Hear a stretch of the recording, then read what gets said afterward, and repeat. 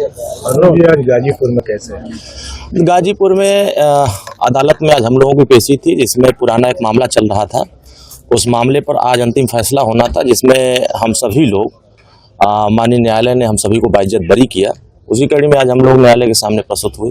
एक बयानों से आप बड़े सुर्खियों में क्या है वो मामला, उस पर भी देखिए, हाँ, बयान तो हमेशा सुर्खियों में रहता है और हम सभी लोग जनता के जवाबदेह हैं, जनता के लिए काम करते हैं और जनता के बीच में जो हमारे कार्यकर्ता होते हैं, ये जनता के आशीर्वाद से अपने संघर्षों से सरकार बनाते हैं। संगठन जब सरकार बनाता है और सरकार में अगर संगठन के साथ कोई अन्याय अत्याचार करता है, कोई उसके साथ दुर्व्यवहार करता है, तो संगठन उनके साथ खड़ा होता है और सरकार की जिम्मेदारी होती है कि उस कार्यकर्ता के साथ, उस समाज के साथ जो अन्याय हो रहा है उसके साथ न्याय दिलाए। उसी तरीके से बलिया के बांसडीह विधानसभा में एक हमारे कार्यकर्ता के साथ थाना बांसडीह और तहसील बांसडीह के अंतर्गत वो एक कार्यकर्ता गया था तहसील में, उसके साथ अन्याय हुआ। पार्टी संज्ञान में ली, शासन प्रशासन के लोगों ने संज्ञान में लिया। जो अन्याय किया था उस अधिकारी के खिलाफ पार्टी ने कार्रवाई किया, क्योंकि हर पार्टी का अपना अपना विचारधारा है। हर पार्टी अपने अपने महापुरुषों के को देखते हुए झंडा डंडा अपना बनाए हैं। उसी तरीके से हम भी अपने महाराजा सुहेलदेव राजभर के नाम पर अपना झंडा डंडा बनाए। अगर हमारे महापुरुष का कोई अपमान करेगा, हमारे पीले गमछे का कोई अपमान करेगा, तो ये हमारे नेता स्पष्ट कहे हैं कि इस सरकार में कोई भी व्यक्ति कानून से बढ़कर नहीं है। कानून के साथ कोई खिलवाड़ करेगा तो उसके खिलाफ कार्रवाई होगी। और उस अधिकारी को सस्पेंड किया गया और ये उस कार्यकर्ता को सम्मान दिया गया जो कार्यकर्ता निर्दोष था। इस पर दयाशंकर सिंह जी का एक बयान आया था, परिवहन मंत्री जी का। देखिए, हम तो थोड़ा सा कुछ आगे तक नहीं बढ़ पाए थे, लेकिन वो हमसे ज्यादा बढ़ करके बोल दिए। हम तो सिर्फ आंखें निकाल रहे थे, वो तो सब कलेजवा निकाल लिए, वो हमारा समर्थन कर दिए। तो ये हुआ कि भाई इस सरकार में किसी के साथ कोई अन्याय नहीं होने देंगे। हमारी सरकार सबको सुरक्षा देने के लिए, कानून व्यवस्था बेहतर करने के लिए हम सब लोग मिलकर काम कर रहे हैं। पर बड़ा चुटकी ले रहे हैं। विपक्ष के पास कोई मुद्दा नहीं बचा, बेचारे क्या करें। वो हमेशा सत्ता में थे तो सबकी जमीनें लूटते थे, लोगों के घर जबरी कब्जा करते थे। तो आज वो सत्ता से बाहर है, जनता ने उनको पैदल कर दिया है। अब तो उनको कुछ दिख नहीं रहा है, तो सोच रहे हैं कि कम से कम इसी पे बोल करके चर्चा में आ जाए।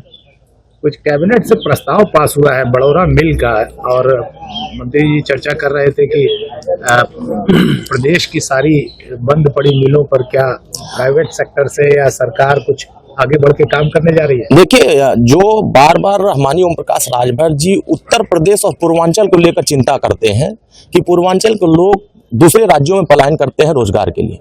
तो जो हमारे पूर्वांचल में मिलें, फैक्ट्रियां जो बंद पड़ी हैं, जो उद्योग धंधा कम बंद हो चुके हैं, उसको स्टार्ट करने के लिए माननीय मुख्यमंत्री जी, माननीय प्रधानमंत्री जी और माननीय ओम प्रकाश राजभर जी लगातार प्रयास कर रहे हैं कि जो बंद मिले हैं उनको चालू किया जाए। उसी कड़ी में माननीय ओम प्रकाश राजभर जी ने, हमारी पार्टी के संगठन ने लगातार ये बात की मांग उठाया कि जो हमारे कासिमाबाद में जो कटाई बड़ौरा मिल है, अगर वो बंद पड़ा है तो इससे हजारों लोगों का रोजगार छीना। बंद होने से रोजगार नहीं मिल पा रहे हैं, तो वो चालू होगा तो हजारों लोगों को रोजगार का अवसर मिलेगा। जो पलायन कर रहे हैं वो पलायन रुकेगा। तो हमारी सरकार की प्राथमिकता है कि पूरे उत्तर प्रदेश में जितने मिलें, फैक्ट्रियां बंद हैं, उसको स्टार्ट करके रोजगार का अवसर पैदा किया जाए और सभी को रोजगार का अवसर दे करके उत्तर प्रदेश से पलायन को रोका जाए। सर, एक और कुछ बता रहे थे कि उत्तर प्रदेश में देखिए, हमारे विधानसभा जहूराबाद, माननीय ओम प्रकाश राजभर जी वहाँ के विधायक हैं, और बहुत सारे विरोधी जो कहते हैं कि ओम प्रकाश राजभर सिर्फ बोलते हैं, काम नहीं करते हैं।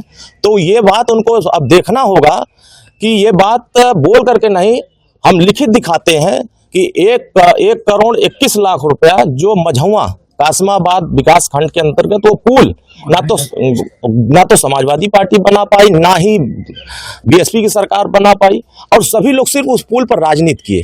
लेकिन माननीय ओम प्रकाश राजभर जी बिना राजनीति किए उस पुल को निर्माण कराने के लिए 121 लाख रुपए का बजट प्रस्तावित करा दिया, और वो पुल अब बनने के कगार पर होगा। तो उस पे सभी दल के लोग चलेंगे, उस पे सभी समाज के लोग चलेंगे, तो उनको भी अच्छा लगेगा कि कम से कम माननीय ओम प्रकाश राजभर के लिए राहत भरी। हाँ, बिल्कुल अच्छी बातें हैं कि कम से कम जनता को जो राहत नहीं मिल पा रही थी, वो सड़क न संचालित होने से जिन लोगों को असुविधा हो रही थी, अब ये सड़क संचालित होगी तो सुविधाएं, अब उस पर लोगों को सुविधाजनक लगेगा। तो माननीय ओम प्रकाश राजभर जी को याद करेंगे कि उत्तर प्रदेश में अकेले एक मंत्री हैं, कैबिनेट मंत्री माननीय ओम प्रकाश राजभर जी, जो जनता के हितों के लिए, जनता की सुविधाओं के लिए लगातार चिंतित रहते हैं और उनके प्रयास करते रहते हैं, उनको जो है सुविधाएं मुहैया करते हैं और सरकार से लड़कर के बजट जिलों में लाने का काम करते हैं। उत्तर प्रदेश में लॉ एंड ऑर्डर की बात करते हैं, आप लोग सत्ता के सहयोगी हैं, पत्रकार की दिन दहाड़े हत्या हो जाती है गोली मारकर, इस पर क्या कहेंगे? देखिए, पत्रकार अभी ये घटना नहीं है, पूर्व में बहुत सारी घटनाएं हुई हैं, ये दुर्भाग्यपूर्ण है।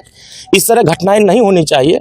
माननीय ओम प्रकाश राजभर जी और भारतीय समाज पार्टी इसीलिए बार बार आप लोगों की सुरक्षा की चिंता करती है, दुर्घटना बीमा की चिंता करती है, आप लोगों को अलग से आवास की चिंता करती है, कम से कम आपकी भी सुरक्षा हो।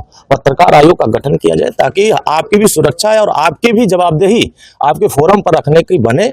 इस बात की लड़ाई तो हम लड़ते हैं, कोई दूसरे विरोधी दल के लोग, दूसरे विपक्ष के लोग क्यों नहीं बोलते हैं? इसका मतलब वो चाहते हैं कि पत्रकारों के साथ अन्याय हो और आप लोग भी चिंता उनकी करने लगते हैं। आप लोग उनकी चिंता बंद करिए जो आपकी चिंता नहीं करता है। हम लोग आपकी चिंता करते हैं, इसलिए उस पत्रकार के परिवार के साथ हम लोग खड़े हैं, उनको न्याय दिलाने का प्रयास हमारी सरकार करेगी। भैया 2 मिनट रुक के रहिए।